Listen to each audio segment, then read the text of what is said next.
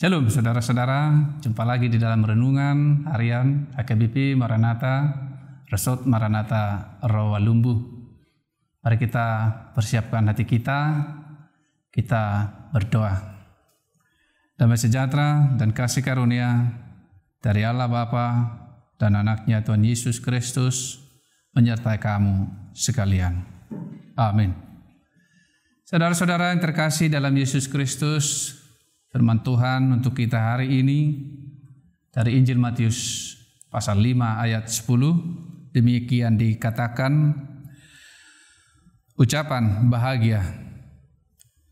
Berbahagialah orang yang dianiaya oleh sebab kebenaran, karena merekalah yang mempunyai kerajaan surga. Demikian firman Tuhan. Teraniaya demi kerajaan sorga. Saudara-saudara, ada banyak kisah, yaitu orang-orang yang mengklaim bahwa dia sedang ikut di dalam, yaitu penderitaan mengikut Yesus. Padahal dia tidak sadar bahwa apa yang dia lakukan adalah bertentangan dengan firman Tuhan. Kita harus waspada dengan pengajaran-pengajaran yang tidak bermanfaat ataupun tidak sehat seperti yang dikatakan firman Tuhan. Di sini dikatakan, berbahagialah orang yang dianiaya oleh sebab kebenaran. Yesus Kristus di dalam Injil Yohanes mengatakan, Injil Yohanes 14 ayat 6, akulah jalan, kebenaran, dan hidup. Yesuslah kebenaran itu. Jadi jika seseorang akhirnya mengingkari ini, maka dia tidak sedang di dalam firman Tuhan di dalam Matius 5 ayat 10 ini. Dia tidak dianiaya karena kebenaran, tetapi dia sedang dianiaya oleh pikirannya yang tidak lurus. Sehingga kita harus berhati-hati. Sehingga kita harus lebih merendahkan diri di hadapan Tuhan. Yang manakah yang disebut berbahagia karena dianiaya karena Yesus Kristus? Yaitu mereka yang seperti di dalam firman Tuhan kita lihat para rasul. Mereka belajar firman Tuhan. Mereka merendahkan dirinya di hadapan Tuhan. Mereka membiarkan dirinya dituntun oleh firman Tuhan. Dan mereka melakukan firman Tuhan itu. Dan mereka memiliki pemahaman yang benar tentang firman Tuhan itu. Perjanjian lama dan perjanjian baru tidak ada yang bertentangan. Ketika kita sudah belajar firman Tuhan dengan sungguh-sungguh, maka Rasul Paulus juga dia sungguh-sungguh belajar firman Tuhan. Dia dilatih, diajari, karena dia bersama-sama dengan murid-murid Tuhan Yesus yang lain. Jadi tidak begitu saja dia langsung berkhotbah, mengajarkan firman Tuhan dan menyatakan itu adalah kebenaran. Tetapi orang yang benar-benar sungguh di dalam Tuhan, sungguh di dalam kebenaran, sungguh di dalam Yesus Kristus, mereka akan kelihatan dari hidupnya bahwa mereka di dalam kebenaran itu.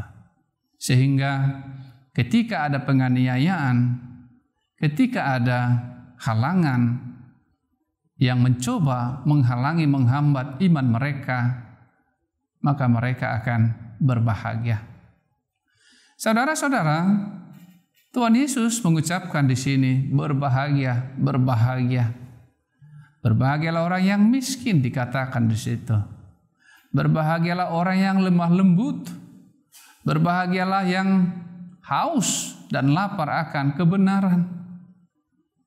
Dikatakan di situ kebahagiaan yang bisa kita lihat sebagai suatu pertentangan dengan apa yang terjadi di dunia ini.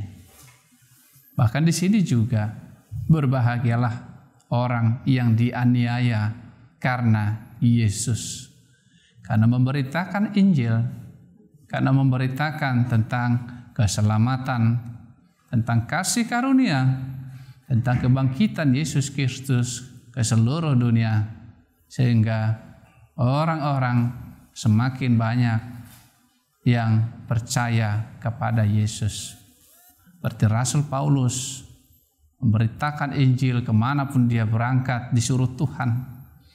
Dan ada orang memang yang tidak menerima firman itu, tidak percaya dengan pengajaran Rasul Paulus, tetapi banyak juga yang percaya kepada pengajaran yang disampaikan oleh Rasul Paulus. Begitulah kebenaran ataupun kebahagiaan yang dikaruniakan Tuhan kepada orang-orang yang memang hidup di dalam kebenaran dan mereka dianiaya karena kebenaran itu. Mereka dianiaya karena mengikut Yesus, karena melakukan firman Tuhan Yesus. Sebab kita paham ataupun firman Tuhan sudah mengatakan ada dua hukum utama di dalam firman Tuhan yang memenuhi semua, yaitu Taurat dan kitab nabi-nabi. Kasihilah Tuhan Allahmu dengan segenap hatimu, dengan segenap kekuatanmu, dan dengan segenap akal budimu. Kasihilah sesamamu manusia seperti engkau mengasihi dirimu sendiri. Inilah yang merangkum daripada itu semua. Inilah yang mau kita sampaikan kepada seluruh dunia yang telah diajarkan oleh Tuhan kita Yesus Kristus.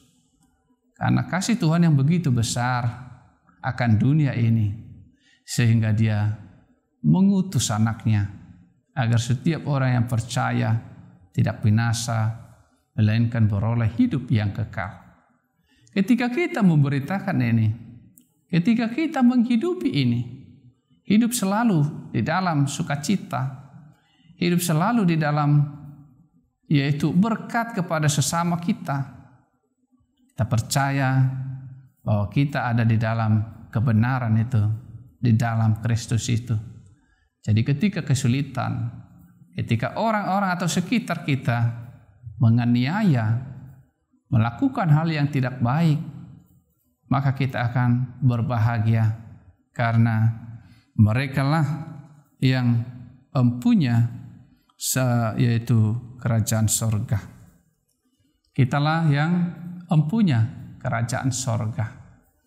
Orang-orang yang mau ikut di dalam yaitu kebenaran itu, mengikut Yesus seumur hidup mereka.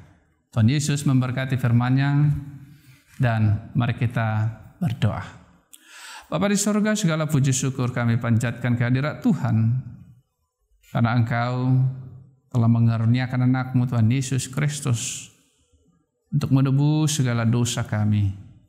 Biarlah Tuhan, Engkau melalui kuasa Roh Kudus-Mu menolong setiap orang yang percaya padamu, setiap jemaat-Mu, untuk memberitakan Injil itu dimanapun mereka berada. Biarlah nama Tuhan semakin dimasyurkan. Di dalam Kristus Yesus, Tuhan kami berdoa kepadamu.